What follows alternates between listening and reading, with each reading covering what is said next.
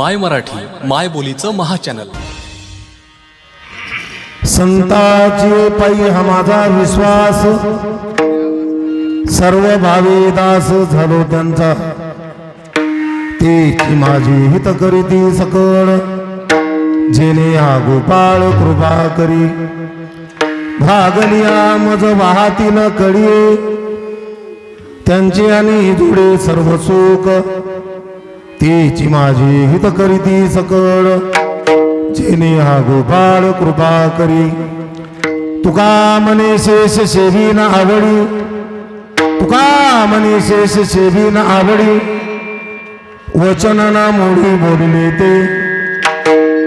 तेची माझे हित करीती सकळ, जेने हा गोपाळ कृपा करी। पांडुरंग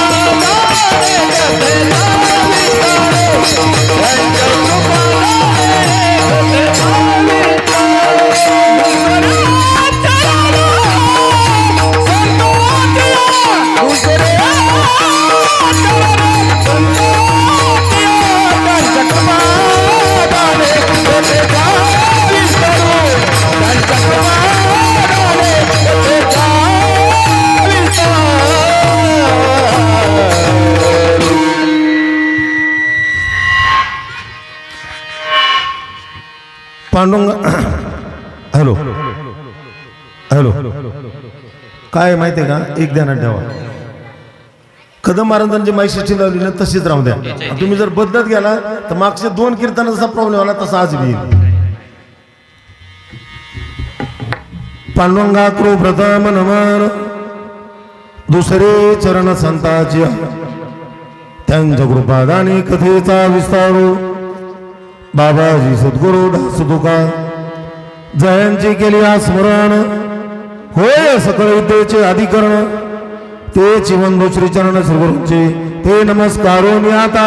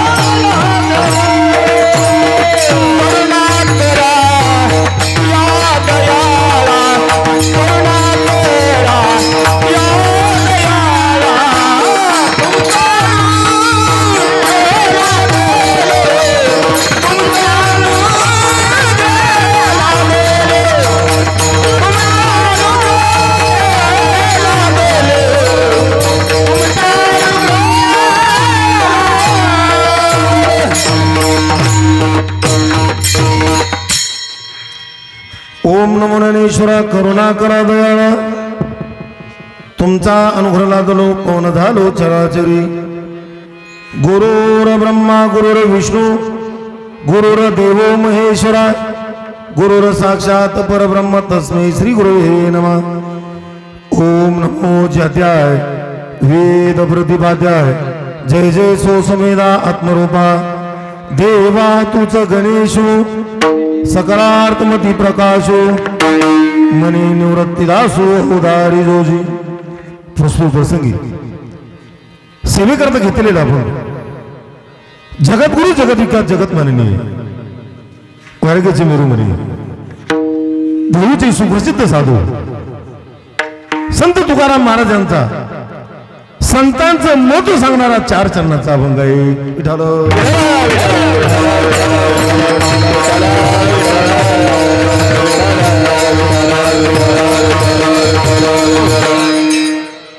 कीर्तनाला सुरुवात करायच्या अगोदर थोडासा परिचय द्यायचा म्हणजे सालाबाद प्रमाणे असणारा अखंड हरिनाम सप्ताह संत कीर्तेश्वर महाराजांच्या पुण्यतिनिमित्त तुम्हा सर्व ग्रामस्थांच्या वतीनं आणि आपल्या सर्वांचे स्नेह असणारे हरिभक्त सुधाकर महाराज दादा महाराज काळे यांच्यासह आलेली मला ही सेवा माझं मी परमभाग्य समजतो.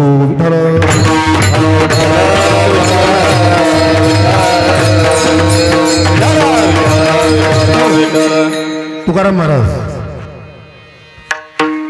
या अभंगामध्ये उपदेश करतायत की बाबानो संताची पायी हा माझा विश्वास सर्व भावे दास झालो त्यांचा. तुकाराम महाराज हे संत आहेत, संत असून संतावरती विश्वास ठेवतात हे विशेष आहे. कारण तुमचा आमचा विश्वास असणं साहजिक आहे, पण तुकाराम महाराज हे संत असून संतावरती विश्वास ठेवतात हे विशेष आहे. कारण तुकाराम महाराज सांगतात की बाबानो संता विन प्राप्ती नाही ऐशी वेद देती बाई ज्यांनी गुरु नाही केला त्याचा जन्म वाया गेला. म्हणजे मनुष्ययोनीमध्ये जन्माल्यानंतर पहिले आपल्या जीवनामध्ये संत आले पाहिजे.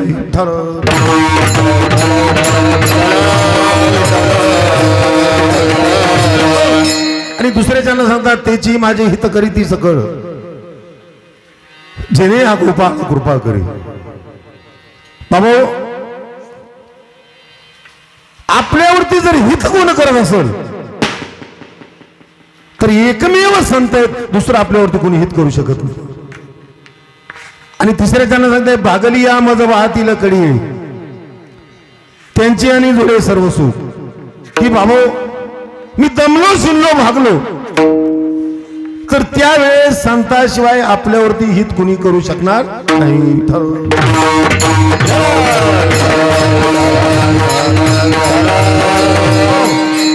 आणि 4थ्या चरणामध्ये सांगितले तुका म्हणे शेष सेवी ना आवडी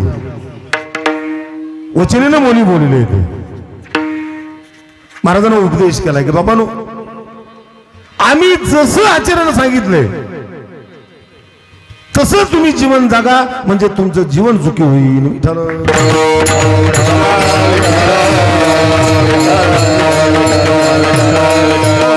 अभंगाचा सरळ सरळ अर्थ झाला. भगवंतानं आपल्याला मनुष्ययोनीमध्ये जन्माला घातलं त्याचं एकमेव कारण भगवंताचं भजन करणं. या जन्माला घालण्याचं दुसरं कुठलंही प्रयोजन नाही. भगवंतानं आपल्याला जन्माला घातलेलं मनुष्याच्या फक्त भजन करण्यासाठी. कारण याच देही गडे देवाचे भजन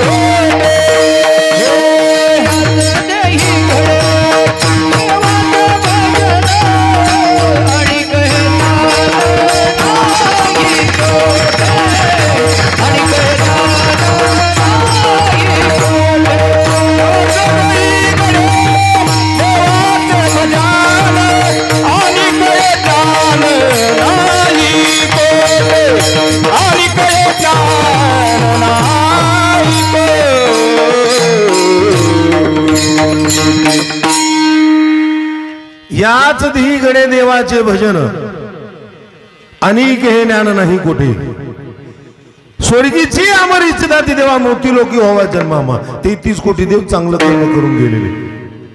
स्वर्गामध्ये माणसाच्या जन्माची इच्छा करतायत मृत्यू लोकांमध्ये. कारण त्याचं एकमेव कारण आहे की वैकुंठामध्ये आणि स्वर्गामध्ये भगवंताचं भजन करता येत नाही. याच मृत्यू लोकांमध्ये आपल्याला भजन करता येतं. विठ्ठल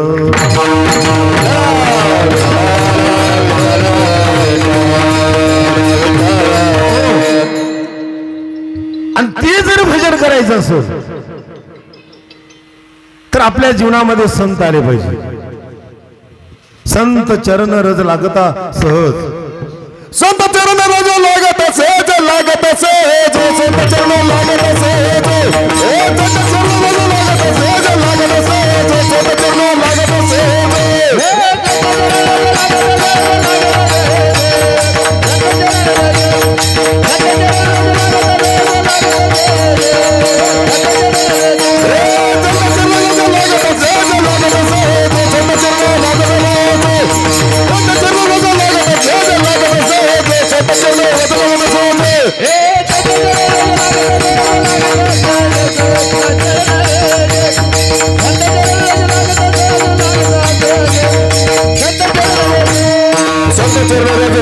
सहज वासनेचे तुझ जळून जाऊ. संत चरण लागता सहज वासनेचे तुझ जळून.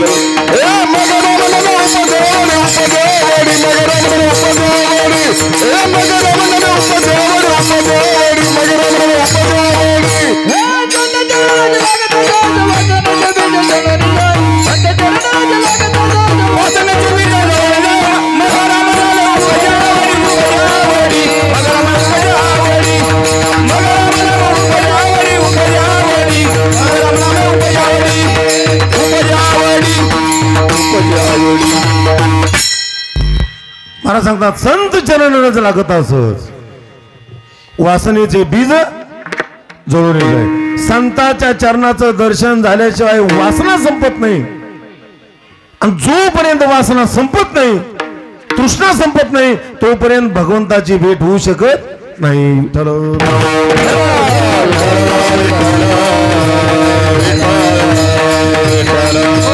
त्यासाठी काय पाहिजे? आपल्या जीवनामध्ये संत आले पाहिजे. संतावरती विश्वास पाहिजे. आणि जर आपल्या जीवनामध्ये संत आले ना, आपण जर माळ घातली, नुसतं संताच्या चरणाचं दर्शन केलं म्हणजे आपलं जीवन सुखी झालं असं समजायचं नाही. संताच्या चरणाचं दर्शन झालं म्हणजे त्यांच्या चरणाचं आचरण आपण केलं पाहिजे, म्हणजे आपलं जीवन सुखी होईल.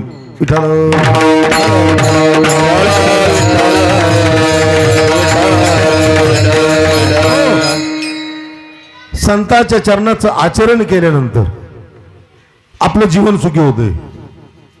आणि त्यासाठी आपण काय करायला पाहिजे? माऊलीने सांगितले संताचं आचरण म्हणजे नेमकं काय करायचं. काय केल्यानंतर भगवंताचं लक्ष्मीचं आपल्या घरी वास्तव्य येईल. त्या खुणा ज्ञानेश्वर माऊलीने व्यास महाराजाच्या खुणा सांगितलं. आणि त्या प्रत्येक खुणा प्रत्येकानं आपल्या जीवनामध्ये आपण आचरणात आणतोय का ते तपासून घ्या. आणि जर या खुणा तुमच्या जीवनामध्ये आचरणात येत असतील तर 100% भगवंताचं वास्तव्य तुमच्या घरी.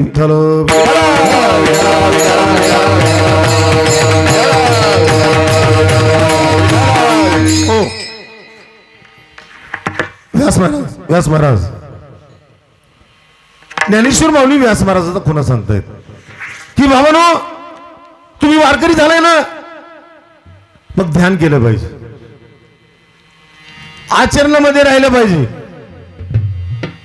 माऊली सांगतात व्यास महाराजाचा खुणा, सानंद सदन सुताच्य सुधीय कांता मृदू भाषणी सन्मित्र सुदन सोयोशी तीरती आज्ञापर सेवका अतिथी शिवपूजन मिष्टान्न पान ग्रह आणि साधो संगम उपासते यही सतत ग्रस्ताश्रम.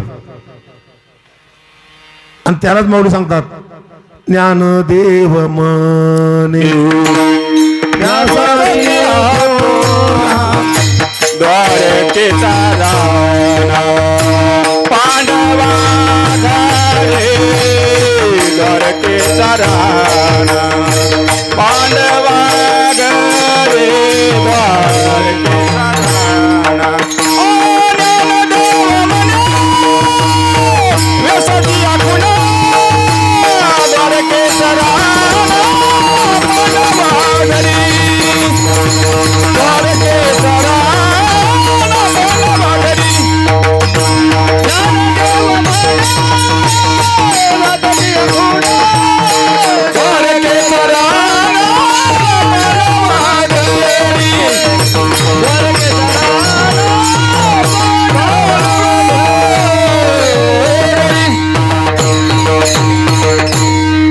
तेच माऊलीनं हरिपाठामध्ये सांगितलंय. ज्ञानदेव म्हणे व्यासाची या खुना, द्वारकेचा राणा पांडवा घरी. काय आवाज कमी करायचा ते करा. असा आवाज करते का मला सांगा तुम्ही.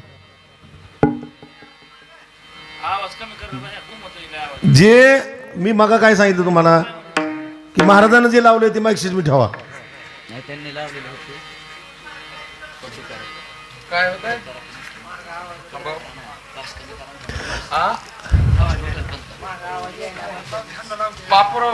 हलूच नका तुम्ही, काहीच हलू नका. त्यांना लावू द्या. त्यांना नांदेडून बोलवले त्यासाठी. मायबोली चॅनलचे ते अधिकारी ते. Hello hello hello hello hello hello. हा, कुणाचं काय हलवायचं तेवढं हलवा, पण माझं हलवू नका.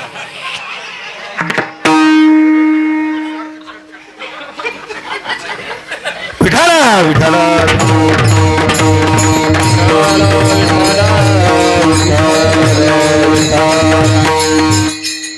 ज्ञानदेव म्हणे व्यासाची या खुना, द्वारकेचा राणा पांडवा घरी. तुम्हाला सांगू का, मी हमेशा कीर्तनामध्ये सांगत असतो, जोपर्यंत विनोद जोपर्यंत बंद होत नाही, कीर्तनामध्ये जोपर्यंत विनोद बंद होत नाही तोपर्यंत वारकऱ्याचं बरं होणार नाही. विठ्ठल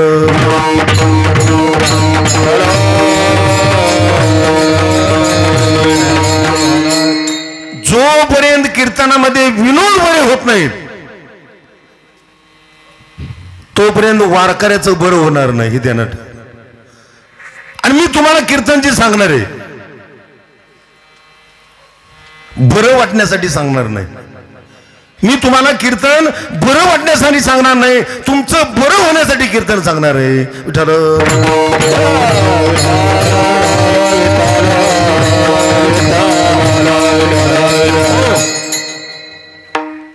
तुम्ही जर कधी यात्रेला गेला असताल उत्तरांचलमध्ये, देवभूमी म्हणतात, त्या ठिकाणी देवाचा अवतार झाला. आणि आपल्या महाराष्ट्रामध्ये संतांची भूमी आहे, संतांची. आणि खरोखर आपलं भाग्य आहे की संतांच्या नंतर आपण जन्माला आलो, तरी सुद्धा आपण जर तो परमार्थ करत नसेल तर त्याच्यासारखं दुर्भाग्य कुठलं नाही. तर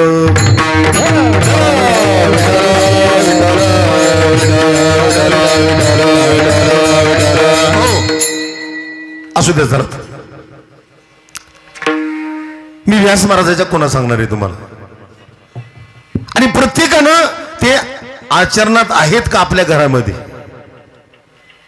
आणि जर आचरणात असतील तर 100% तुमचं जीवन सुखी आहे समजायचं. आनंद, सदा आनंदित वातावरण असावं. सदन म्हणजे घरामध्ये सुताचे सुदिय, सुत म्हणजे मुलगा, सुदिय म्हणजे शहाणा असावा. कांता मृदू भाषिणी, कांता म्हणजे पत्नी, हळूवार बोलणारी असावी. सन्मित्र, चांगल्या मित्राची संगत असावी. सुदन, योग्य मार्गानं धन कमवलेलं असावं. संशिती रती, आणि त्याचं त्याच्या पत्नीवरती प्रेम असावं. आज्ञापर सेवका, त्याच्या घरामध्ये जे सेवक आहेत ते आज्ञाधारक असावे. अतिथी शिवपूजन, अतिथीनं मान सन्मान असावा. शिवपूजन म्हणजे भगवंताची पूजा अर्चा असावी. मिष्टान्न, त्या घरामध्ये शाकाहारी जेवण असावं. आणि त्या घरामध्ये साधो संगम उपासते. आमच्या गवळी महाराजाला बरेच 5-7 वर्ष जर माझ्याकडनं माळ घातली त्यांनी. आणि प्रेमाच्या आग्रहास्तव मी कमीत कमी 2 दिवसाला ती 1 दिवसाला इथे चक्कर असते त्यांच्या घरी. ते सांगते, बाबा तुम्ही माझ्या जीवनात देव आहेत. माझा मी शेतकरी असू द्या, नाही तर कॉन्ट्रॅक्टर असू द्या, नाही तर कीर्तनकार असू द्या, पण ते सांगतात तुम्ही माझ्या जीवाला देव आहे. आणि खरोखर अशा जर देवाची आपल्या घरामध्ये वर्दळ असेल तर त्याच्यासारखं भाग्यवान कोणी नाही.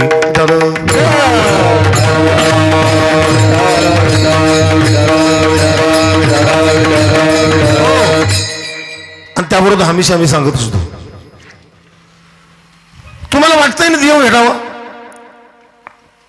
मग देव कधी भेटेल? जोपर्यंत दुसऱ्याच्या संसारामध्ये चांगलं झालेलं सुख वाटत नाही तुम्हाला, तोपर्यंत तुम्हाला देव भेटणार नाही. काही जण माणसं म्हणते देव आहे का? कुठे आहे? सर्व घटी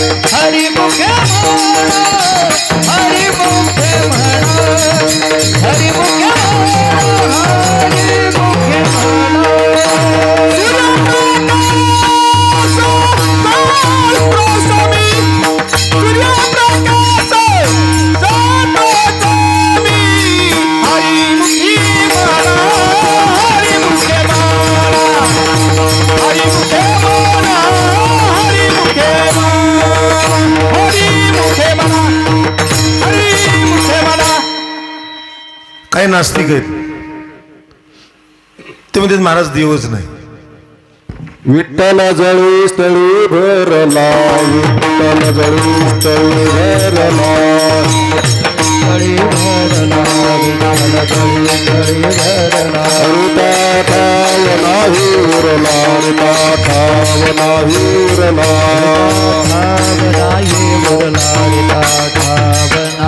उरला, आजनी दृष्टीने देखिला, आजनी दृष्टीने देखिला,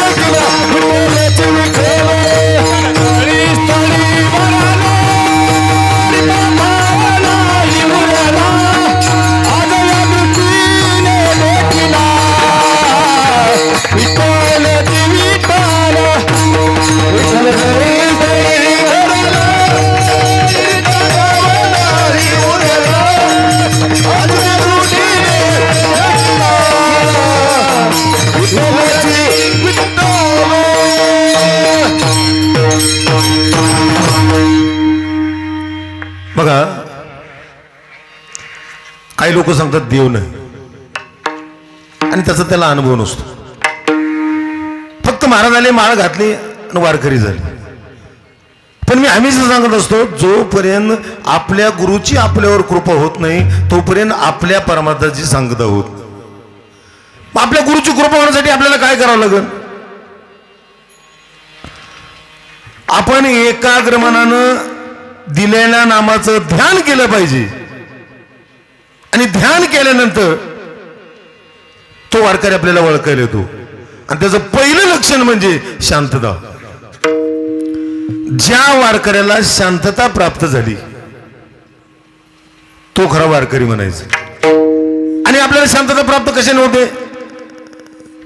जे ज्ञानगंगे नाहले, जेवून पूर्णता तृप्त झाली, शांतीशी आले मनोन नव्हे.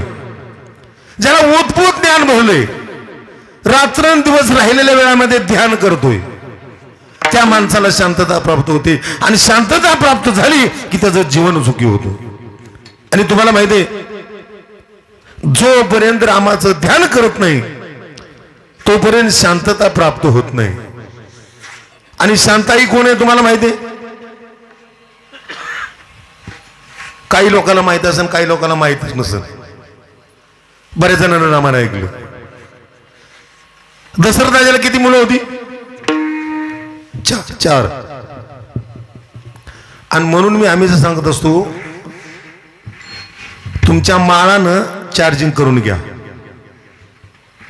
2 वर्ष झालं तुम्हाला रिचार्ज नाही, ध्यान करत नाही, सत्संग नाही. आणि बरेच जण इथं डोस पाडून जाते. त्यांच्या डोक्यात एकच आहे, नवरा मरो नवरी मरो दक्षिणम समोर आम्ही. विठाल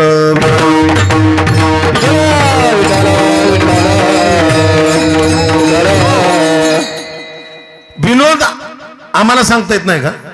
तमाशातल्या ऐकायचे तुम्हाला सांगायचे. तमाशातला जो विनोद असतो आणि जोक असतो तो इथं सांगितल्यानंतर तमाशात हसतो म्हणलं तर इथं असणार नाही का? पण त्याने तुमचं बरं होणार नाही, तुम्हाला बरं वाटेल फक्त. विठाल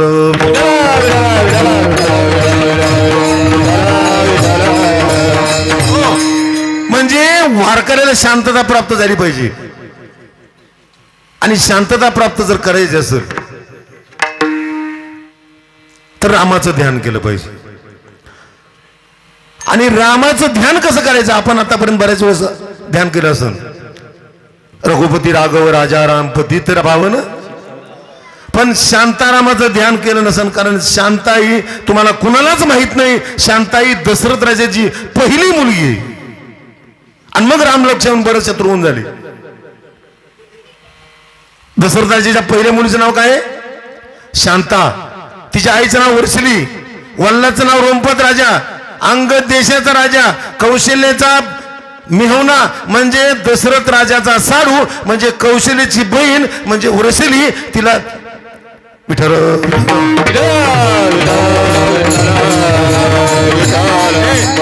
साडू आणि बहीण दशरथ राजाला भेटायल्यानंतर त्यांचं दुःख पाहून त्यांना संतान नव्हतं. आणि म्हणून दशरथ राजाने आपली असणारी शांता नावाची मुलगी रोमपत राजाला दत्तक दिली, म्हणजे वर्षली नावाच्या मिळवणीला. त्या मुलीला घेऊन गेले ते आपल्या अंगद देशामध्ये. त्याच्या देशाला वारच नव्हता. त्यांनी विचार करा, आपल्याला आता मुलगी तर वारस झालाय, देश कसा चालवायचा. त्यांनी विचारात घेऊन मीटिंग चालू होती. त्यामध्ये एक ब्राह्मण आला आणि भिक्षा मागितली. आणि भिक्षा मागितल्यानंतर त्या ब्राह्मणाला रोमपत राजाने भिक्षा दिली नाही. इंद्रदेवाला राग आला. इंद्रदेवाने सांगितलं वनू राजाला की अंगद देशामध्ये रोमपत राजाचा पाऊस पडायचा नाही, कारण तरी भिक्षा दिली नाही त्यांनी ब्राह्मणानं. दुष्काळ पडला, माणसाला पाणी प्यायला नाही, जनावर मरायला लागली. हे दुःख पाहून रोमपत राजे ऋषीश्रंग ऋषीकडे गेले मार्ग काढण्यासाठी, की ज्यांच्याकडनं कामिष्ठी नावाचा यज्ञ केला होता दशरथ राजाचं, आणि त्यांना ते फळ मिळालं होतं. आणि हे 4 मुलं राम लक्ष्मण बरोबर शत्रुघ्न झाले. त्यांचं दर्शन घेतलं, त्यांना म्हणणं सांगितलं, ते प्रसन्न झाले आणि त्यांच्या रोमपत राजाच्या देशावरती पाऊस पडला. आणि म्हणून तो आनंदी झाला. आणि त्या आनंदामध्ये रोमपत राजानं आपल्याला दत्तक मिळालेली दशरथ राजाची मुलगी शांता नावाची ऋषीसंग ऋषीला दिली.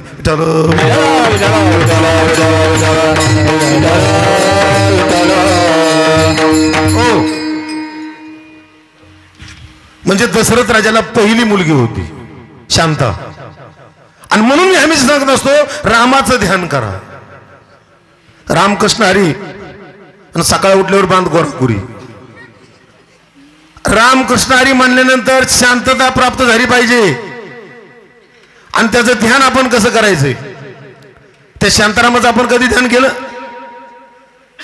रघुपती राघव राजा राम पतित पावन शांताराम. रघुपती राघव राजा राम पतित पावन शांताराम. रघुपती राघव राजा राम पतित पावन शांताराम.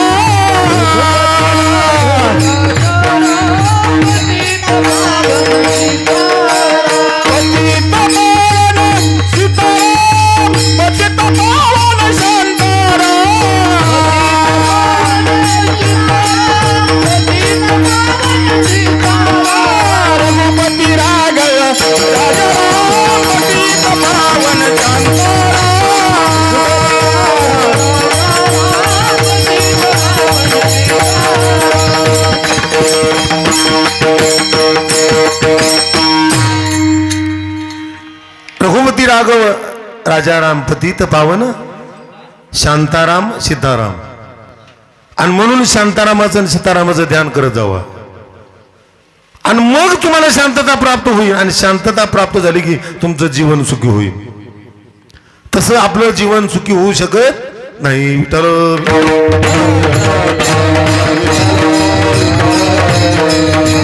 हे बघा, आताचा प्रश्न तुम्हाला सांगता आला नाही. आणि दुसरा जर प्रश्न सांगितला, विभीषण रावणामध्ये कोण होता? कोणाला सांगता येईल? कोण होता? खाली बसलेले सांगायचं. कोण होता? विभीषण कोण होता? तुम्ही ऐकलं ना? आता रामानं ऐकलं ना? कोण होता? कोणाचा? रावणाचा. रावणाचा भाऊ. आता जर रावणाचा भाऊ असता तर त्याच्या दारामध्ये तुळस असती का?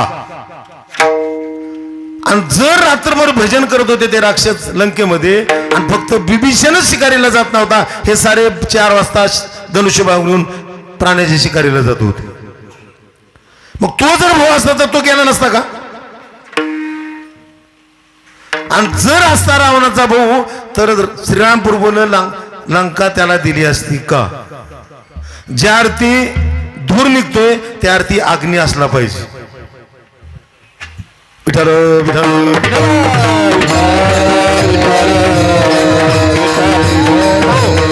तुम्हाला सांगतो विभीषण कोण होता.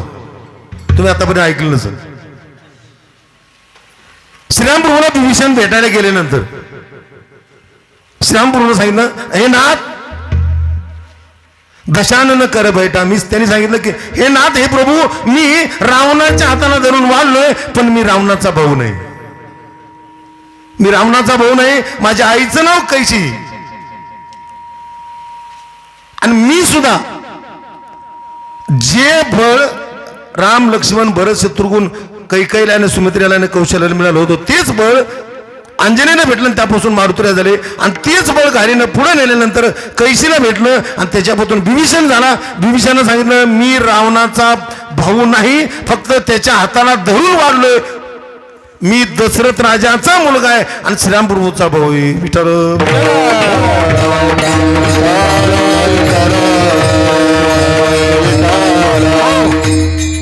हे आतापर्यंत बऱ्याच जणांना माहित नसतं. कारण तुम्हाला सांगू, तुकाराम महाराजानं मारुतीरायला विचारलं होतं, हनुमान मारुतीराय काय भक्ती त्याच्या वाटा शरण हनुमंत तुम्हाला रामदूता काय भक्तीचा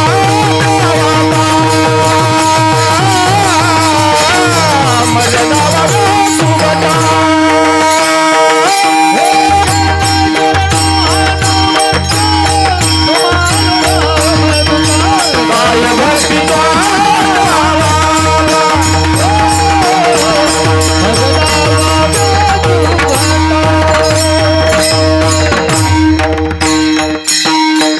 शरण शरण हनुमंता, काय भक्ती त्याच्या वाट.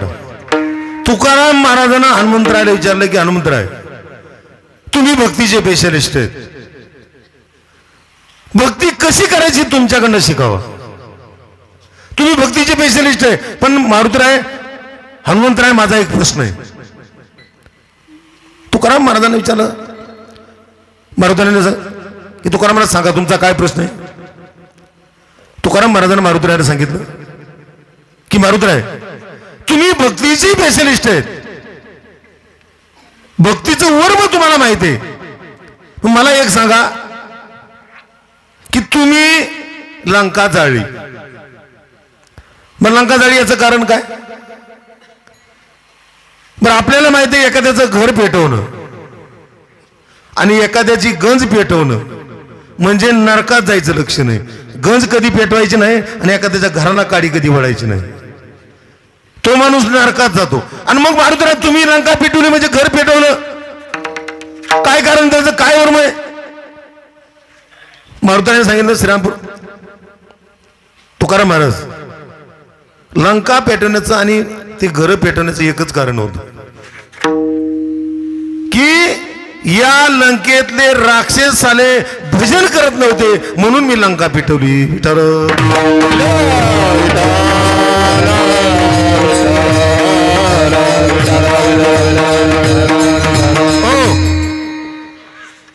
आणि नुसती लंका नाही पेटवली, हनुमंत महाबळी दाढी रावणाची, रावणाची दाढी तोंड जाळलं. कारण का, राम राम म्हणत नव्हतं.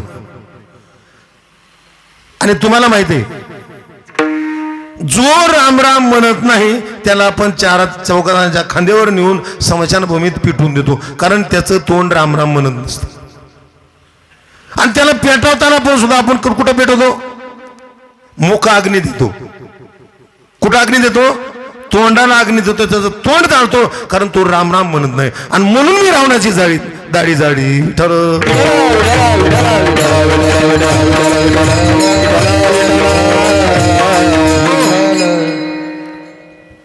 तुम्हाला अजून एक गोष्ट सांगतो रामायणात तिचे, पण बऱ्याच जणांना माहित नसेल. रामानं ऐकलं सांगणारा सांगत होता आणि ऐकणारे डुलक्या घेत होते. तवर तू 2-4 पानं सोडित होता, झालं रामायण. मला सांगा, मारुतीरायानं सीता शोधासाठी गेल्यानंतर अशोक वाटिकेमध्ये आपली खूण म्हणून सुवर्ण मुद्रिका दिली होती. कोणाला दिली ती, सीताला. सुवर्ण मुद्रिका दिली होती म्हणजे काय दिलं होतं, अंगठी दिली होती. अजून 50 वर्ष जरी कीर्तन ऐकली ना तर काहीच फरक पडणार नाही. हे असंच डोक्यात येणार आहे, चुकीचं सारं. विठ्ठल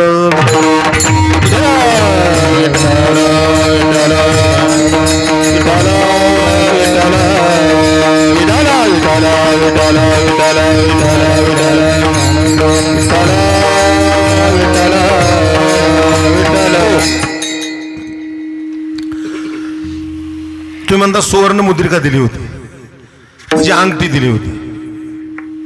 मला सांगा, वनवासाला श्रीरामप्रभू सीतादेवी लक्ष्मण गेल्यानंतर यांच्याकडं कपडे तरी होती का, पायात पादुका तरी होते का, आणि हे काय सोनं घालून गेले होते का, अजिबात नव्हतं. कुठलेही अलंकार यांच्याकडे नव्हते.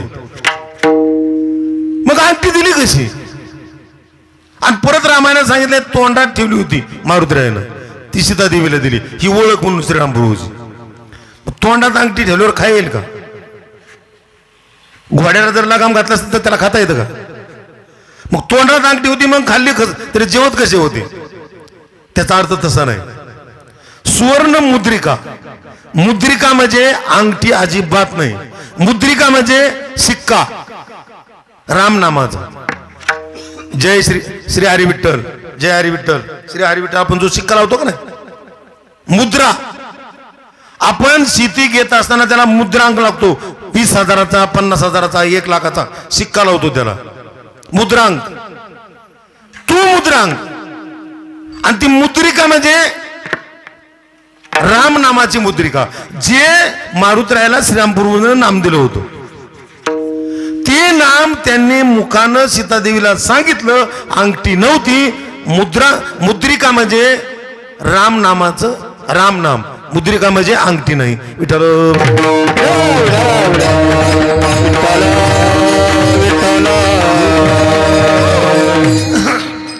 म्हणून आपला काय पाहिजे? विश्वास पाहिजे.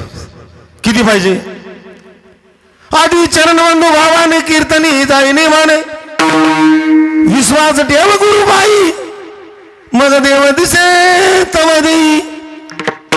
वासना सोडून देई, वासना सोडून देई, सोडून देई, वासना सोडून देई. विश्वास देव गुरु ठाई, विश्वास देव गुरु ठाई,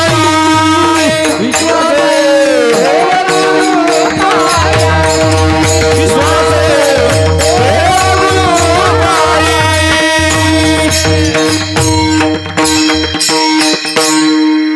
आधी चरणबंधू भावाने कीर्तनी जाय नेमाने, विश्वास ठेव गुरुबाई मग देव दिसे तव देई. पण त्यासाठी वासना सोडून देई. जोपर्यंत वासना आणि तृष्णा संपत नाही तोपर्यंत आपल्याला देव भेटू शकत नाही. आणि सरळ सरळ माझं वाक्य, कीर्तनाचे पैसे घेतल्यानंतर त्यांची वासना संपली का?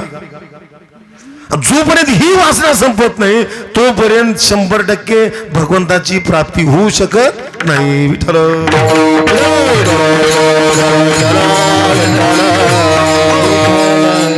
14 चौघड्याचं राज्य होतं. 80,000 पत्नी होते. सोन्याची लंका होती.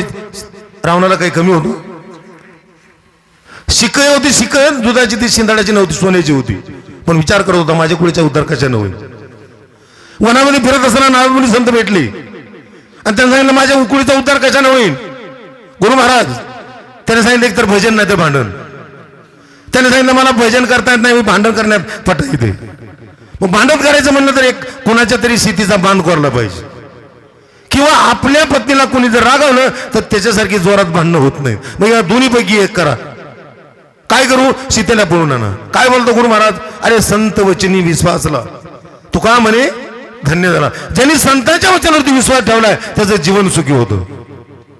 त्याने जसं सांगितलं नारदमुनीनं तसं रावणाला केलं आणि घरी आलं. सीतेला सांगितलं मी सीतेला मंडोदरीला सांगितलं मी सीतेला पळून आणणार आहे. त्याने सांगितलं राजसाहेब त्या भानगडीत पडू नका. कुंभकर्णानं सांगितलं मी सीतेला पळून आणणार आहे. कुंभकर्णानं सांगितलं दादा त्या भानगडीत पडू नको. आपल्या सैन्याचा मांसाचा चिखल होईल, रक्ताची नदी होईल, लंकेची राख रांग होईल. श्रीरामपूर्व हे ब्रह्म आहे आणि तू माया आहे. ब्रह्मापुढे मायेचा टिकाव लागणार नाही. तू त्या भानगडीत पडू नको. त्यांनी सांगितलं तुझ्यावर विश्वास नाही. पंचमंडळी वाडीला बोलवलं. ज्याच्यावरती लंका चालत होता त्यांना सांगितलं मी सीतेला पळून आणणार आहे. त्या पंचमंडळी वाडीनं सांगितलं रायसाहेब आपल्या लंकेची राख रांगोळ झाल्याशिवाय राहणार नाही. तुम्ही त्या भानगडीत पडू नका. श्रीरामपूर्वनं सांगितलं मंडोदरी तुझ्यावरती माझा विश्वास नाही, कुंभकर्णावरती विश्वास नाही, ज्याच्यावरती लंका चालवतो त्या पंचमंडळी वाडीवरती विश्वास नाही. अरे तुमच्यावरती नाही ती नाही, पण ज्या भगवंताची प्राप्ती करायची श्रीरामप्रभूजी त्यांच्यावर सुद्धा विश्वास नाही. कुणावर विश्वास आहे? संताची पायी हा माझा विश्वास संताची पायी माझा विश्वास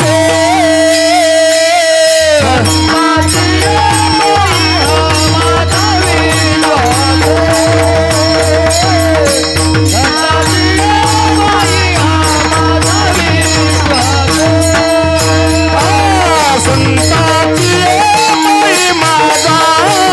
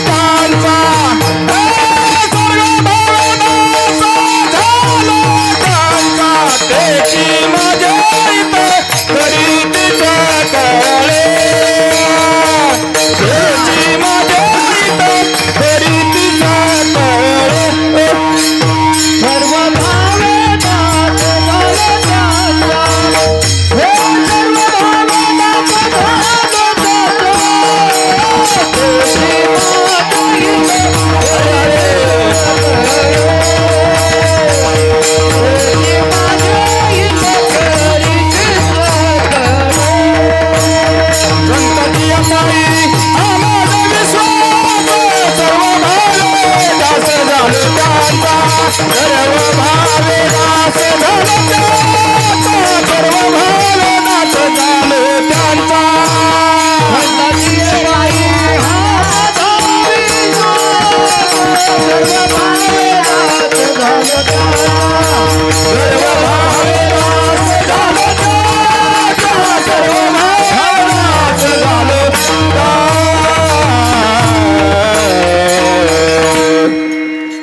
रावणानं राक्षस असून संतावरती विश्वास ठेवला आणि जसं सांगितलं तसं सीतेला पळून आणलं म्हणून श्रीराम प्रभूच्या हातून रावणाला मरण आलं आणि म्हणून त्याच्या कुळीचा आणि त्याचा उद्धार झाला.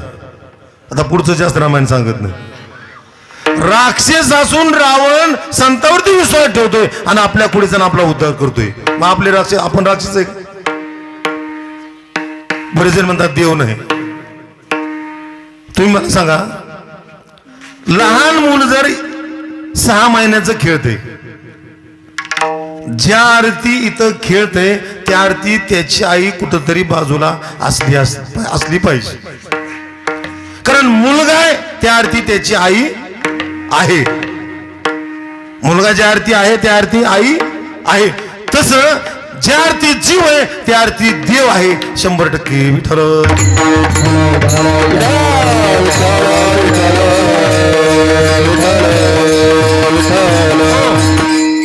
त्या आध्यात्मिक शक्तीची ताकद तुम्हाला सांगतो.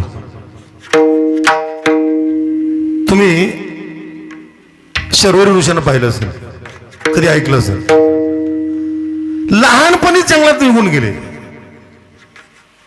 ब्रह्मचारी. कंदमुळं खायची झाडाच्या साली गुंडाळलेल्या कुठेतरी झाडाखाली राहायचं आणि ध्यान करत बसायचं. 50-60 वर्ष झाले तपश्चर्या करत होते. त्यांनी स्त्रीला कधीच पाहिलं नव्हतं. ते ध्यान करत होते. दुपारची वेळ होती. त्या अरण्यामध्ये एक स्त्री लाकडाची मुडी घेऊन झाडाखाली सावलीला थांबली आणि झाडाखाली तिने विचारलं की थोडीशी विश्रांती घ्यावं कारण तिला दम लागलेला होता. आणि ती 7 महिन्याची गरोदर होती. मुळी खाली ठेवली.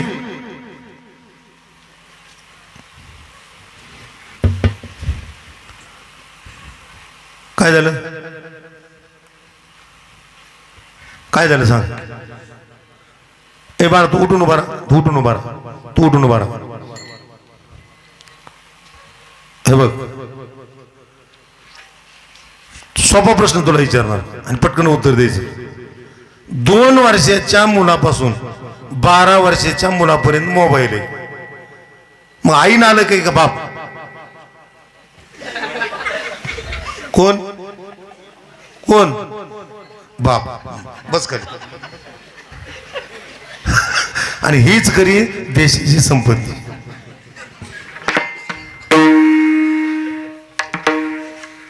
मगापासून मी बघतोय त्या आजीला काठी त्याला डावची काय गरज होती.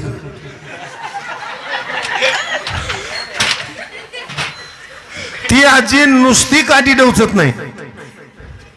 ती मागची माणसं आहेत ना सतनीच्या द्वारे काढतात. कीर्तन असताना द्वारे काढायची काय गरज आहे. आणि मी तो म्हणतो खरोखर सतरंज जर कुणी फाडलेले असताना तर कीर्तन आलेलं आहे माणसानंच. हो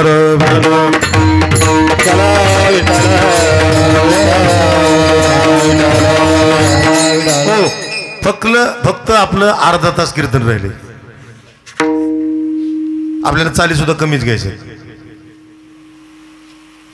आणि म्हणून गोंधळ मध्ये करू नका. काय चाललं होतं आपलं कीर्तन बघा. हे कीर्तन चाललं होतं. तुम्ही यांना सांगायला लागले. शर्वरी ऋषी लहानपणी 4-5 वर्ष असताना अरण्यात निघून गेले होते. संन्यास घेतला होता. कंदमुळं खायची झाडाखाली राहायचं तपश्चर्या करायची ध्यान करायचं. 60-70 वर्षाचे झाले. त्यांनी स्त्रीला कधीच पाहिलं नव्हतं. स्त्री कधीच पाहिली नव्हती. 70 वर्षाची होती. पण दुपारच्या वेळी अरण्यामध्ये एक महिला सरपणाची मुळी घेऊन डोक्यावरनं वजन झालं म्हणून त्या झाडाखाली थांबली सावलीला आणि त्या मुळीवरती बसली, कारण तिला दम लागलेला होता. तिने विचार केला की आपल्याला दम लागलेला विश्रांतीची गरज आहे, कारण ते 7 महिन्याची गरोदर होती. ती मुळी खाली ठेवल्यानंतर शरु ऋषी अवस्थेतून जागे झाले आणि समोर पाहिलं तर त्या स्त्रीला पाहिल्यानंतर शरु ऋषी म्हणले, अरे बापरे, फार मोठे साधू दिसतात. बरं, चटाई भरपूर आहेत, त्यांनी स्त्री कधी पाहिलीच नव्हती. आणि ते अवस्थेतून जागे झाल्यानंतर त्या स्त्रीनं पटकन उठली आणि आपल्या साधू महाराजांचं दर्शन घेतलं. दर्शन घेतल्यानंतर याच शरवरी ऋषीने त्यांचं दर्शन घ्यायला लागलं त्या महिलेचं, कारण त्या महिला कधी पाहिलीच नव्हती. त्यांना म्हटलं फार मोठे साधू असावे, केस होती त्यांना. पण त्या ताईने सांगितलं, महाराज मी काय साधू वगैरे असे विद्वान नाही, साधी एक स्त्री आहे, माझ्या पाया पडू नका. शरु ऋषीला वाटलं, अरे बापरे, पाया पडू नका म्हणजे साधू नाही. पण तिच्या शरीरामध्ये आणि आपल्या शरीरामध्ये भिन्नता आहे. तिचं शरीर वेगळे आणि आपलं शरीर वेगळे. आणि म्हणून त्या शरु ऋषीनं त्या महिलेच्या स्तनाकडे हात बोट दाखवलं. शरु ऋषीनं त्या महिलेच्या स्तनाकडे बोट दाखवलं आणि सांगितलं की ताई ते काय आहे. त्या महिलेनं सुंदर असं उत्तर दिलं की बाबा हे माझ्या बाळाचं अन्न आहे. शरु ऋषीने विचारलं, मग बाळ कुठे आहे. त्या महिलेने सांगितलं, पोटामध्ये. आणि त्यावेळेस त्या शरवरी ऋषीनं विचार केला आणि त्या महिलेचे दर्शन घेतलं आणि आपल्या अश्रूंना पाय धुतले. त्यावेळी त्यांना कळलं, अरे बापरे, मी आजपर्यंत कंदमुळं हुडकून खात होतो, पण खरोखर त्या भगवंताची ख्याती, भगवंताने केलेली सोय की या मुलाला जन्मायला 2 महिने टाइम आहे तरी सुद्धा त्या दुधाची उत्पत्ती केली. वाढवी श्रीपती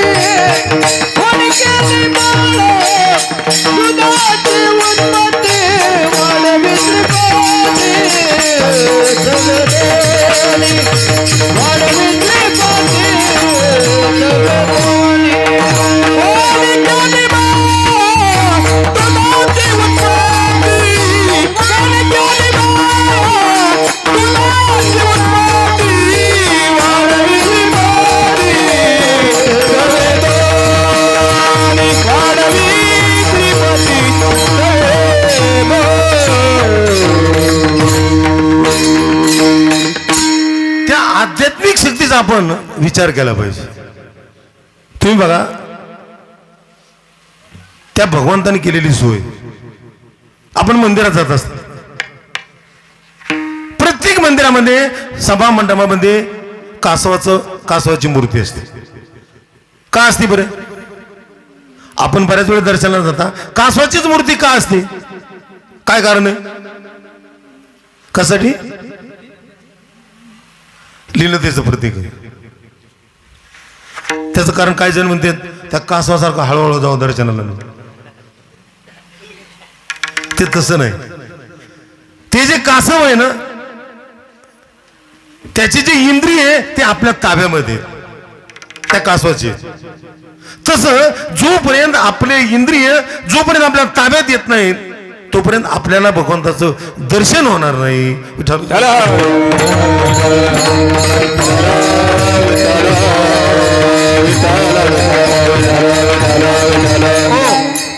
ती आध्यात्मिक शक्ती आपल्याला जोपर्यंत कळत नाही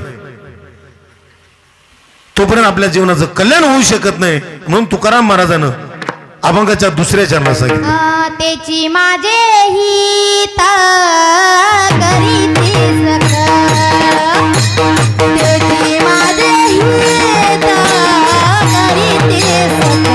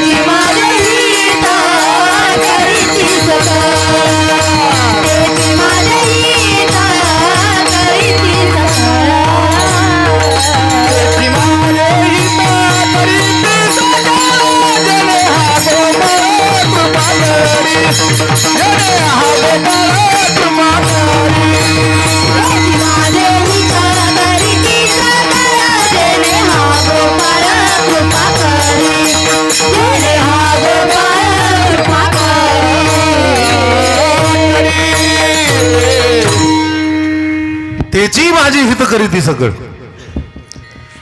जेने हा गोपाळ कृपा कर. मी हमेशा सांगत असतो, आनंद वारकरी संप्रदाय म्हणजे रेल्वेचे डबे तयार करत नाही, रेल्वेचे इंधन तयार करतोय. आणि त्या पद्धतीनं हे जी मुली आहेत ना, भावी कीर्तनकार आहेत. विठ्ठल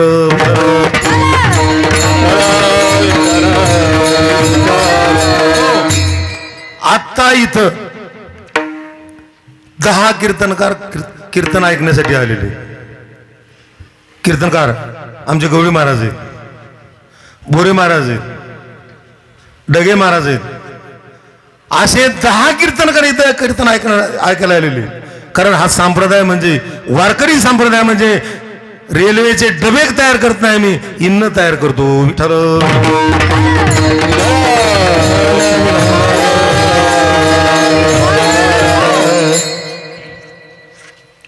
तुमच्या गावाच्या जवळचे तुम्ही या महाराजांना ओळखत असाल. माने महाराज, गोवर्धन माने. 4 ते 5 महिने झाले माझ्या बरोबर आहेत. 5 महिने झालं माझ्या बरोबर आहेत. 10 किलो वजन वाढले. संत कृपा झाली, इमारत फळाली. आपणासारखी करीती तात्काळ नाही, काळ वेळ तयार लागी. महाराजांना सांगितलं, बाबा आपण 6 वाजता आळंदीला माऊलीच्या दर्शनाला आलोय, मला इथंच माळ घालायची. माझ्या आयुष्यातली पहिली माळ माऊलीच्या दरबारात गोवर्धन माने महाराजांना घातली. विठ्ठल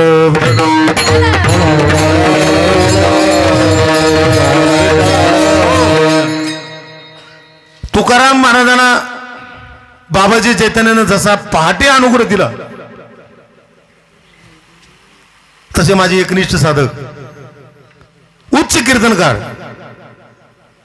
हरिभक्त नारायण नागनाथ महाराज ढगे यांना पहाटे 4 वाजता अनुग्रह दिला. विठ्ठल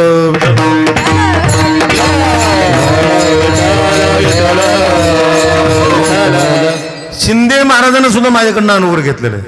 असे 10 कीर्तनकार आपल्या भूमपरांडा तालुक्यात 27 कीर्तनकार आता कीर्तन करतात आणि 20,000 माळकरी 300 गावात आहेत. विठ्ठल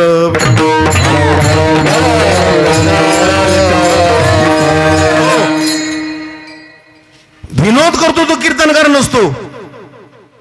विनोद करतो तो कीर्तनकार नसतो. सासूच्या सोनाच्या गप्पा सांगतो तो सुद्धा कीर्तनकार नसतो. कीर्तन करतो तो सुद्धा कीर्तनकार नसतो. पैसे घेऊन करतो तो तर नसतोच नसतो. 50 एकर शेती आणि दररोज कीर्तन आहे. माझ्या गुरुची कृपा. विठ्ठल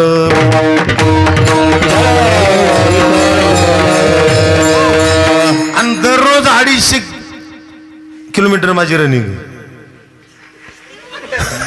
संत कृपा झाली आणि खरोखर भगवंताचा साक्षात्कार झाला. परवा तुम्हाला सांगतो,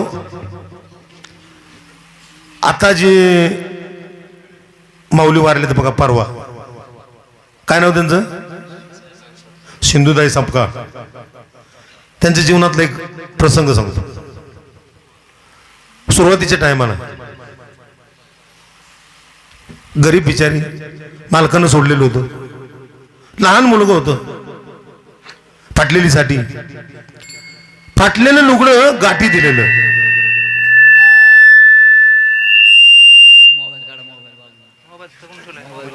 फाटलेली साडी गाठी दिलेलं लुगडं. काक्यामध्ये लिकरू आणि प्रवचन करून बसमध्ये बसला. पण ज्या बसमध्ये बसल्या ती श्रीमंताची आणि उच्च स्तरीय बस होती. जास्त किमतीची, जास्त पैशाची क्लास 1 बस होती. त्या बसमध्ये कंडक्टरने सांगितलं, मावशी या डब्यात तुम्हाला जागा नाही आणि तुम्ही एवढे तिकीट सुद्धा देऊ शकणार नाही, तुम्ही खाली उतरा. अरे बाबा, आत्ताच मी प्रवचन करून आले, माझ्याकडे जेवढे पैसे आहेत तेवढे घेईन, मला पुढच्या गावाला सोड. त्याने सांगितलं तुम्हाला या गाडीत बसता येणार नाही. तर फाटलेली साडी, गाठी दिलेल्या मुलगा काकेवरती, गाडीत बसून देत नव्हतं. तेवढ्यात एक म्हातारा आला आणि त्यांच्या हाताला धरलं. आई साहेब, तुम्ही काल प्रवचन केलं ते तुम्हीच का? सिंधुताई सपकाळ. हो बाळा मीच. एक काम करा, माझ्या घरी चहा प्या आणि तुम्हाला दुसऱ्या गाडीमध्ये बसून देतो. हाताला धरलं आणि खाली उतरलं.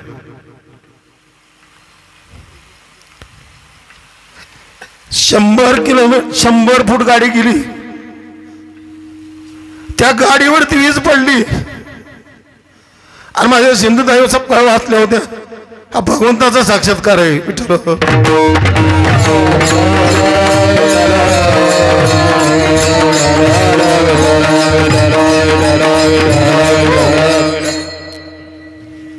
अरे बाबांनो, कुठल्या ना कुठल्या रूपामध्ये तुमचं काम देव करेल.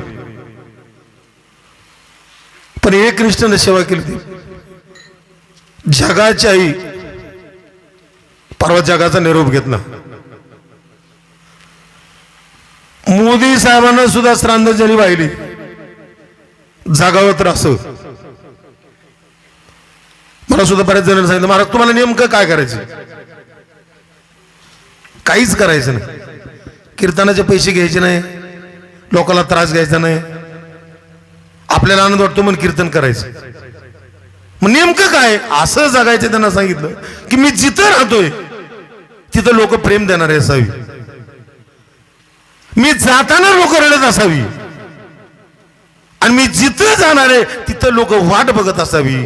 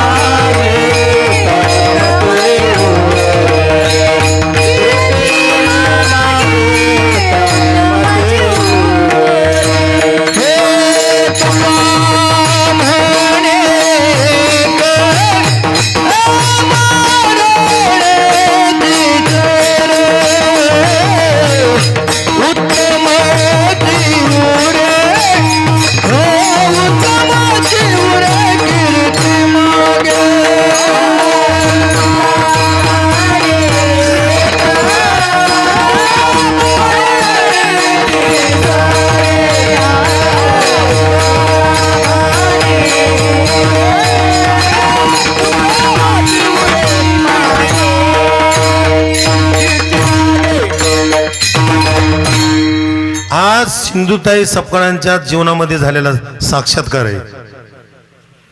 परवा 4 दिवसापूर्वी माझी पत्नी आणि मी रात्री 12 वाजता आष्ट्यातून इनोवा गाडीनं पुण्याला निघालो.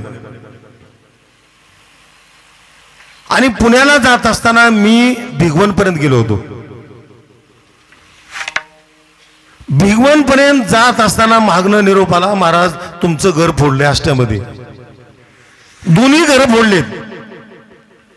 शेजाऱ्याच्या डोक्यात मार लागलाय, पार टुकड्यात घातली, बेशुद्ध अवस्थेत आहे. त्याच्या पत्नीच्या हातातली अंगठी काढायला लागली, त्याचं बोट तोडलंय. दरवाजा तोडून आतमध्ये नवरा बायको झोपलेली होती, तरी सुद्धा दरवाजा काढून त्यांना मारहाण केली आणि चोरट्याने दरोडा टाकला. पण योग असा की त्याच दिवशी मी 12 वाजता पुण्याला गेलो होतो. माझ्या घरात मी नव्हतो, फक्त दरवाजा उघडून आतमध्ये बघितलं काय मिळतं का, त्यांना काहीच मिळालं नाही. हे भगवंताचा साक्षात्कार आहे. विठ्ठल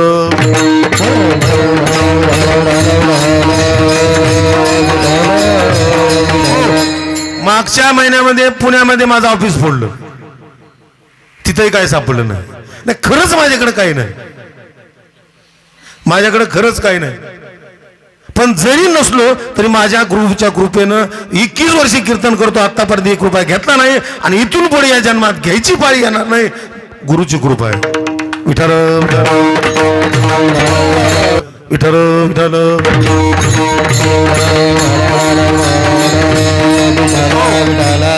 एक दृष्टांत सांगतो, आपण सेवा संपतो.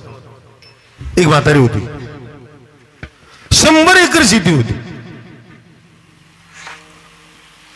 पण तिची म्हातारी अशी होती, बँकेत कोटी, धोतराला गाठी, अशी म्हातारी होती. तिचं जर घर पाहिलं तर कमीत कमी 1.5 कोटी रुपयाचं सागवान निघल. मग किती घर मोठं असत. पण ती म्हातारी अशी होती, जर भिकारी आला ना भिक्षा मागायला तर दरवाजाच्या समोर अंगणात जनावरांच्या खुंटे ठोकलेल्या होत्या. मी की भिकारी म्हणलं, ओ मावशीबाई वाडा की भिक्षा. अरे भिकारी तुला कळत नाही का हा जनावरांचा वाडा आहे म्हणून. घरासमोर मी की ठोकलेले होते. त्याने विचार, मग दरवाजा तुमच्या वाड्याचा दरवाजा कुठे. अरे ते माग आहे. मागं गेलं तर हागंदारी होती. ती अशी बाई, तिचा ऊस जर जाताना रस्त्यानं कोणी बघितला तर त्या माणसाला मारित होती. अशी म्हातारी. एक दिवशी मेली, 80 वर्ष झालं. मारण्याचं कारण दुसरं काय नव्हतं, जीव गेला. आणि जीव गेल्यानंतर मेली. 4 मुलं होती. आणि नेमकं नांदेडची घटना आहे. मी त्या कीर्तनाला गेलो होतो. पण आमचं कीर्तन म्हणजे कसं आहे, माझ्या एकच डोक्यात आहे, कुणाचं वावा करायचं नाही आणि कुणाचं नाव घ्यायचं. कारण इथं फक्त पांडुरंगाशिवाय कुणाचं वर्णन करायचं नसतं. आणि जर दुसऱ्याचं केलं तर तो माणूस नरकात जातो.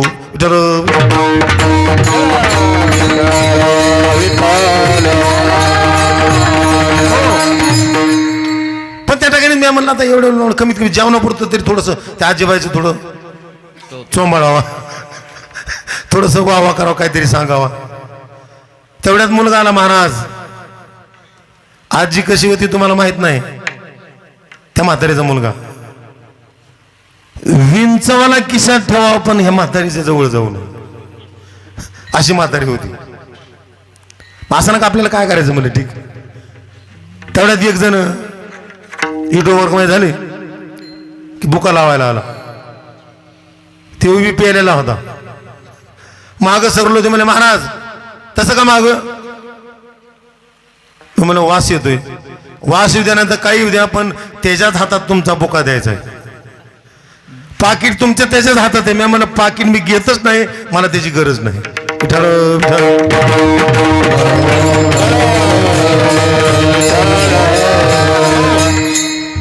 त्या महाराज म्हातारीचा 13वेचं कीर्तन झालं आणि घरच्यांनी विचार केला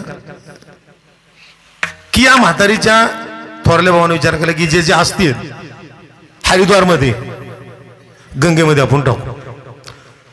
पण ज्यांनी म्हातारी सांभाळली त्यांनी सांगितलं दादा तू या भानगडीत पडू नको, कारण तुला माहिती आहे ही म्हातारी कशी होती ती तुला माहिती आहे. या म्हातारीच्या अस्थी गंगा घेणार नाही, तू काय घेऊन जाऊ नको. ती मला का बस तुला काय डोकं आहे का, ते मला आहे ना ठीक आहे.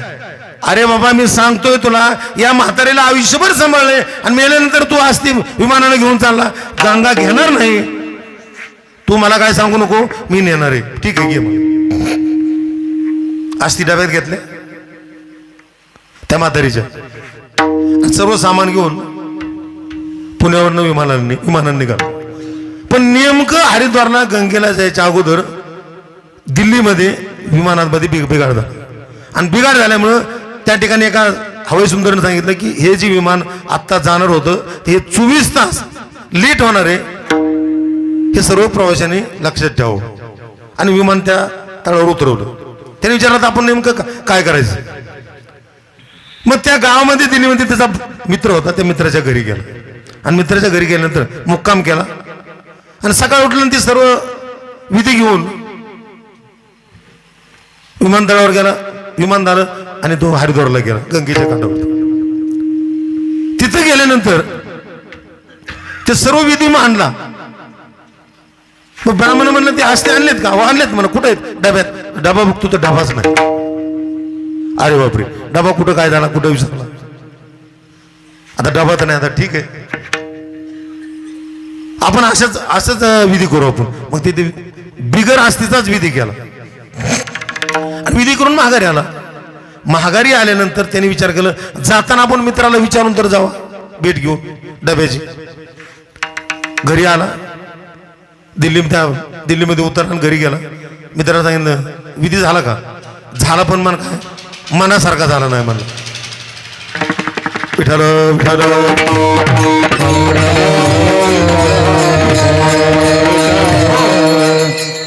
केला विधी पण मनासारखा झाला नाही म्हणलं. का रे म्हणला. अरे ते आस्थीचा डबाच नाही कुठे काय समजा नाही. ते मला 1 मिनिट थांब. माझ्या बायकोला पाहुण्याच्या पिशव्या तपासायची सवय. मी घरी जाऊन बायकोला विचारतो. बायको घरी गेला. बायकोला म्हणा का ग तू डबा घेतला का. ती म्हणली त्या माणसाला आपल्या घरी आणायचं नाही. मांस खातो आणि हाडकं आपल्या घरी आणतो परत आपल्या घरी आणू नका. अगं ते हाडकं नव्हती अस्थी होत्या. अस्थी म्हणजे हाडकंच ना. अगं ते हाडकं म्हणजे त्याच्या आईच्या अस्थी होत्या. असं आहे का. बरं बरं बरं बरं. ती म्हणले मीच घेतला. कुठे तिला टाकून म्हणले मुतारी. गेला महागारी. महागारी गेल्यानंतर पुण्याला गेल्यानंतर त्याने सांगितलं विधी केला का. भावानं विचारलं. त्याला हो केला. कसं काय झाला म्हणला मनासारखा झाला नाही. काय झालं म्हणलं या असा घोटाळा झाला. ठीक आहे एक काम कर म्हणलं मी आता असं करतो ज्या ठिकाणी अंत्यविधी केलाय तिथली राख भरून मी एका डब्बीमध्ये नेतो वॉटरप्रूफ डब्बीमध्ये. अस्थी काय राख काय त्याची विधी करून येतो. अर्धी डबी भरली अर्धी डबी हवा वॉटरप्रूफ होती बॅगमध्ये टाकली आणि घरच्या त्याच्या सुना वगैरे निघाल्या. 4-5 जण निघाले नरतून ठरतून. 2-3 सुना होत्या. त्या सुना कशा होत्या माहिती भवाया कातरलेले.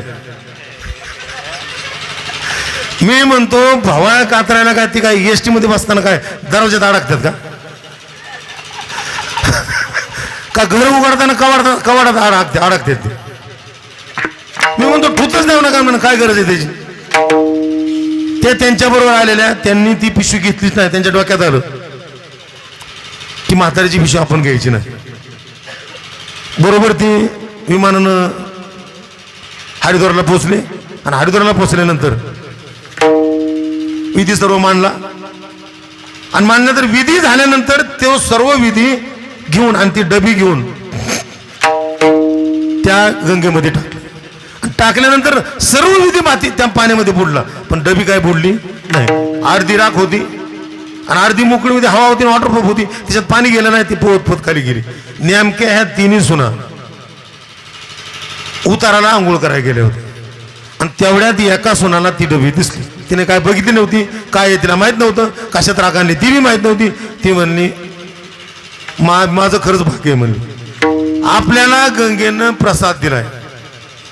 ती डबी घेतली आणि घरी घेऊन आली. घरी घेऊन आल्यानंतर घरच्या माणसाने विचारलं झाला का विधी? एकदम फर्स्ट क्लास झालं म्हणलं, चांगल्या पद्धतीचं. मग दुसऱ्या दिवशी गोड जेवण होतं. मग गोड जेवणा दिवशी फोटो मानला त्या म्हातारीचा आणि त्या टायमानं त्या सुनेनं विचार केला ही गंगेनं दिलेला प्रसाद आपण एकट्यानं खायचा नाही, सर्वांना वाटू.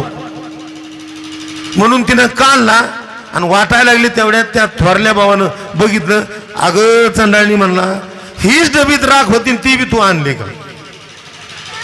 बारका भाऊ म्हणला दादा आपण तिघ नाही चौघ जरी मेलो तरी आपल्या आईच्या आस्ती गंगा नेणार नाही. कर्म झाले त्याची भोगाले, केले कर्म झाले त्याची भोगाले, केले कर्म झाले त्याची भोगाले, केले कर्म झाले त्याची भोगाले. ऐसे किती हरिमुखी गाता हरबोलीची हरिमुखी गाता हरबोलीची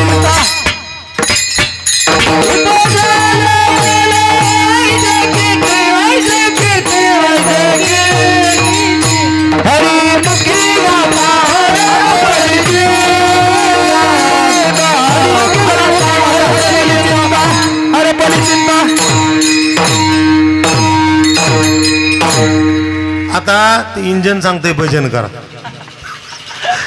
आता काय जमणार नाही, हात वर करा. ज्यांना हात आहे तेवढे वर करा. जर टाळ्या नाही वाजवल्या तर पुढच्या जन्मात भूमच्या बाजारात टाळ्या वाजवाव्या लागतील. आणि तिथं जर वाजवायला नसेल तर हात वर करा आणि टाळ्या वाजा आणि भजन करा. कारण तुम्हाला माहिती आहे टाळ्या वाजवल्यानंतर एक सर्किट तयार होतं. सर्किट तयार होतं. या हातामध्ये निगेटिव्ह आणि पॉझिटिव्ह करंट असतो आणि आपल्या चॉकअप झालेल्या शिरा क्लिअर होते. करा हात वर सरळ. पार प्रवाही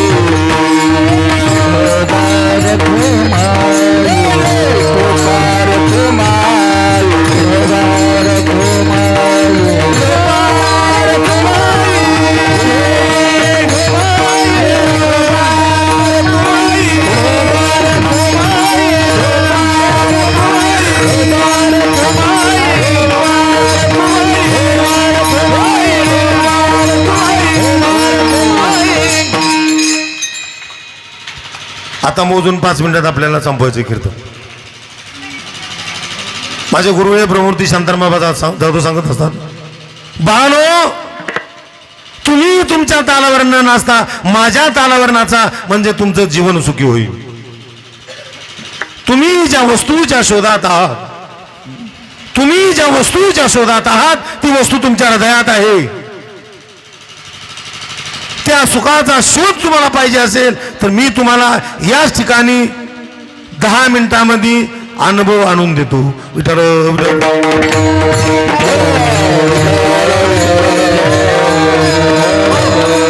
आणि त्यासाठी आपल्याला काय लागेल? उद्धार करायचा. आपल्याला उद्धार कशाने होईल? कलियुगी उद्धार हरीच्या. आता काय प्रमाण घेऊ नका. कलियुगी उद्धार हरीच्या. मेल्यावरती मोक्ष मिळती अशी जे म्हणते ती अति मूर्ख झाला. मेल्यावरती मोक्ष नाही, मुखी नाम अति मोक्ष ऐशी साक्ष बहुतांची. मेल्यावरती मोक्ष मिळती अशी जे म्हणते ती अति मूर्ख झालं. त्यासाठी आपल्याला ते नाम मिळालं पाहिजे जे माऊलीने सांगितले. ते ज्ञान पैगा बरवे जरी मनी अति आणावे तरी संताया बजावे सरस्वशी. आणि ते नाम देण्याची पद्धत कानामध्ये सांगायचं असतं. शेजाऱ्याला ऐकू आलं पाहिजे. कारण गुह्य प्रकट करता होय मात्रा गमन ज्ञानदेव म्हणे निवृत्तीच्या. आणि ती देण्याची पद्धत मुक्ताबाई 1400 वर्षांचा चांगदेव महाराजांना सांगते, माझ्या गुरुने मला ग बाई नेले एकांत, माझ्या सद्गुरूने मला ग बाई नेले एकांत ज्ञानाची ज्योत लावी निरोध